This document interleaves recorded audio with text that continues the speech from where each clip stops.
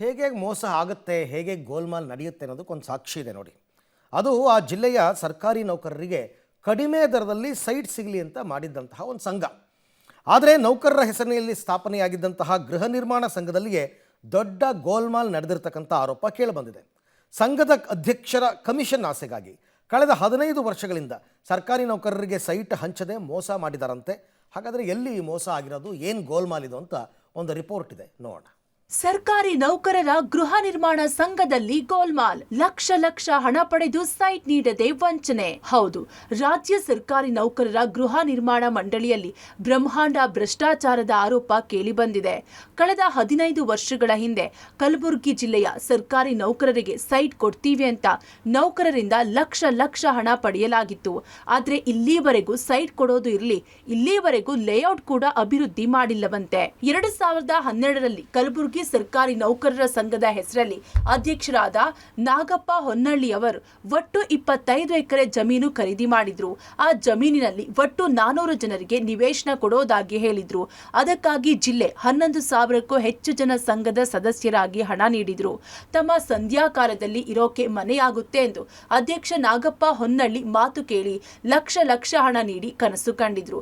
ಆದ್ರೆ 3 ಬಾರಿ ಸಂಘದ ಅಧ್ಯಕ್ಷರಾದ್ರು ಒಂದೇ ಒಂದು ಸೈಟ್ ನೀಡಿಲ್ಲವಂತೆ. ಅಲ್ಲದೆ ಯಾರಿಂದ ಜಮೀನು ಖರೀದಿ ಮಾಡಿದ್ರು ಮತ್ತು ಲೇಔಟ್ ನಿರ್ಮಾಣಕ್ಕೆ ಅಶೋಕ ಡೆವಲಪರ್ ನೇಮಿಸಿಕೊಂಡಿದ್ರು. ಆದ್ರೆ ಅವರಿಗೂ ಡೆವಲಪ್ಮೆಂಟ್ ಹಣ ನೀಡದೆ ಇಲ್ಲಿವರೆಗೂ ಲೇಔಟ್ ಅಭಿವೃದ್ಧಿ ಮಾಡಿಲ್ವಂತೆ. ಇದೀಗ ಖುದ್ದು ಅಶೋಕ ಡೆವಲಪರ್ ಅವರೇ ಲೇಔಟ್ ಅಭಿವೃದ್ಧಿ ಮಾಡೋಣ ಅಂತ ಅಧ್ಯಕ್ಷರಾದ ನಾಗಪ್ಪ ಹೊನ್ನಳ್ಳಿ ಅವರಿಗೆ ಹೇಳಿದ್ರು. ಅಭಿವೃದ್ಧಿಗಾಗಿ ಸಹಕಾರ ನೀಡಿಲ್ಲವಂತೆ. ಅಲ್ಲದೆ ನೌಕರರ ಬಳಿ ಲೇಔಟ್ ಅಭಿವೃದ್ಧಿ ಮಾಡಬೇಕಾಗಿದ್ದ ಅಶೋಕ ಡೆವಲಪರ್ನವರೇ ಅಭಿವೃದ್ಧಿ ಮಾಡಿಲ್ಲ ಅಂತ ಆರೋಪ ಮಾಡ್ತಿದ್ದಾರೆ. ಆದ್ರೆ ಅಸಲಿಗೆ ನಮಗೆ ಲೇಔಟ್ ನಿರ್ಮಾಣಕ್ಕೆ ಈವರೆಗೂ ಯಾವುದೇ ಅನುಮತಿ ಪತ್ರ ನೀಡಿಲ್ಲ. ಅಲ್ಲದೆ ಹೆಚ್ಚಿನ ಕಮಿಷನ್ ಆಸೆಗೆ ಬೇರೆಯವರಿಗೆ ಲೇಔಟ್ ಅಭಿವೃದ್ಧಿ ಮಾಡೋಕೆ ಸಂಚು ಮಾಡ್ತಿದ್ದಾರೆ. ಈ ಮೂಲಕ ಸರ್ಕಾರಿ ನೌಕರರಿಗೆ ಮತ್ತೊಮ್ಮೆ ಮೋಸ ಮಾಡುತ್ತಿದ್ದಾರೆಂದು ಖುದ್ದು ಜಮೀನು ಮಾಲೀಕರು ಆರೋಪಿಸುತ್ತಿದ್ದಾರೆ. ಪ್ರತಿ ಎಕರೆಗೆ 37 ಲಕ್ಷ ಖರೀದಿ ಮಾಡಿ ಇಲ್ಲಿವರೆಗೂ ಲೇಔಟ್ ನಿರ್ಮಾಣ ಮಾಡದೇ ಇರೋದು ಸಾಕಷ್ಟು ಅನುಮಾನಕ್ಕೆ ಕಾರಣವಾಗಿದೆ. ಸಂಘದ ಅಧ್ಯಕ್ಷರಾಗಿ 3 ಅವಧಿ ಕಳೆದ್ರು ಇಲ್ಲಿಯವರೆಗೆ ಡೆವಲಪ್ಮೆಂಟ್ ಮಾಡದೆ ಕುಳಿತಿದ್ದಾರೆ. ಮತ್ತೊಮ್ಮೆ ಚುನಾವಣೆಗೆ ಬರುತ್ತಿದ್ದಂತೆ ಮತ್ತೆ ಲೇಔಟ್ ಅಭಿವೃದ್ಧಿ ಮಾಡ್ತೀವಿ, ಎಲ್ಲರಿಗೂ ಸೈಟ್ ಕೊಡ್ತೀವಿ ಅಂತ ಹೇಳ್ತಿದ್ದಾರೆ. ಆದ್ರೆ 15 ವರ್ಷಗಳಿಂದ ಇವರು ಮಾಡಿದ್ದೇನು ಎಂದು ಸರ್ಕಾರಿ ನೌಕರರು ಆಕ್ರೋಶ ವ್ಯಕ್ತಪಡಿಸುತ್ತಿದ್ದಾರೆ. ಮುಂಜಾನೆ ಪ್ರೆಸ್ ಮೀಟ್ ಮಾಡಿದ್ರು ಅಧ್ಯಕ್ಷರು. ಅಶೋಕ ಡೆವಲಪರ್ಸ್ ನಮ್ಮ ಸಂಬಂಧ ಇಲ್ಲ ಅಂತ ಹೇಳಿದಾರೆ. ನೋಂದಣಿ ಅದಾರೆ 2012 ಅದ, 14-15 ಅದಾರೆ, 2016-17ದಾಗ ಶೆಲ್ಲಿಡ್ ಅದಾರೆ. ಶೆಲ್ಲಿಡ್ದಾಗ ಅಶೋಕ್ ಡೆವಲಪರ್ಸ್ ಮಾಡ್ಬೇಕಂತೆ ಅದಾರೆ.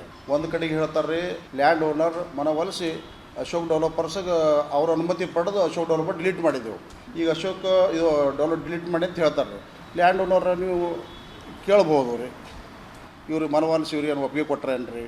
ಇವ್ರು ಲ್ಯಾಂಡ್ ಕೊಡೋ ಟೈಮಿಗೆ ಅಶೋಕ್ ಡೆವಲಪರ್ಸ್ ಡೆವಲಪ್ಮೆಂಟ್ ಕೊಡ್ತೀರಂತೇಳಿ ಒಪ್ಪಿಗೆ ಬಿದ್ದಿಂದೇ ಹೊಲಾಯಿಸಿ ಕೊಟ್ಟಿದ್ದಾರೆ 25 ಎಕರೆ. 15 ವರ್ಷ ಆಯ್ತು ರೀ. ಬರೀ ಇದೆ, ಒಂದು ಎಸ್ಟಿಮೇಟ್ ಇಲ್ಲ, ಒಂದು ಆರ್ಡರ್ ಕಾಪಿ ಇಲ್ರಿ, ಓಡಾಡ ಚಪ್ಪಲಿ ಹರಿದವ್ರಿ. ಒಟ್ಟಲ್ಲಿ ಸರ್ಕಾರಿ ನೌಕರರ ಗೃಹ ನಿರ್ಮಾಣ ಸಂಘದಲ್ಲೂ ಗೋಲ್ಮಾಲ್ ಆಗಿರೋದು ಬೆಳಕಿಗೆ ಬಂದಿದೆ. ಇನ್ನಾದ್ರೂ ಬಡ ನೌಕರರ ಆಸೆ ಈಡೇರಿಸುವಂತೆ ಸಂಘ ನೋಡಿಕೊಳ್ಬೇಕು. ಇಲ್ಲದಿದ್ರೆ ಇದು ಕೂಡ ಮತ್ತಷ್ಟು ಭ್ರಷ್ಟಾಚಾರದ ಆರೋಪಕ್ಕೆ ತುತ್ತಾಗಲಿದೆ. Praveen Reddy, public TV, Kalaburagi.